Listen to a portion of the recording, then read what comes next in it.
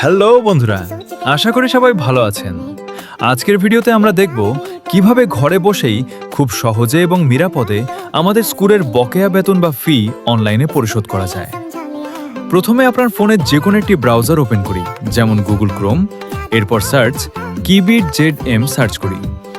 তো বন্ধুরা, গুগলে সার্চ করে স্কুলের অফিসিয়াল ওয়েবসাইটে ঢোকার পর আমাদের সামনে এরকম একটা ইন্টারফেস চলে আসবে।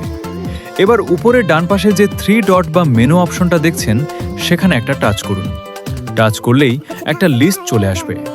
সেখান থেকে একটু নিচে স্ক্রল করে একদম শেষে থাকা পেমেন্ট অপশনটিতে ক্লিক করুন। পেমেন্টে টাচ করলেই আমাদের লগইন পেজটা চলে আসবে।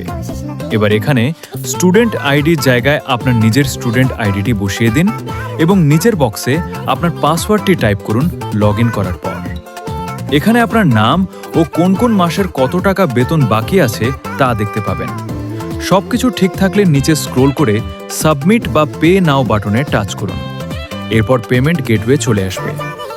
এখানে কিন্তু আপনারা শুধু বিকাশ না, আপনাদের সুবিধা মতো বিকাশ, নগদ, রকেট বা সেলফিনের মতো নানান অপশন পেয়ে যাবেন।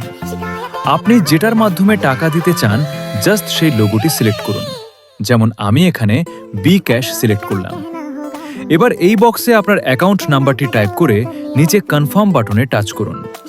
আপনার মোবাইলে 6 ডিজিটের একটি ভেরিফিকেশন কোড বা ওটিপি আসবে। কোডটি দেখে দেখে এই বক্সে বসিয়ে দিন এবং আবার কনফার্ম করুন।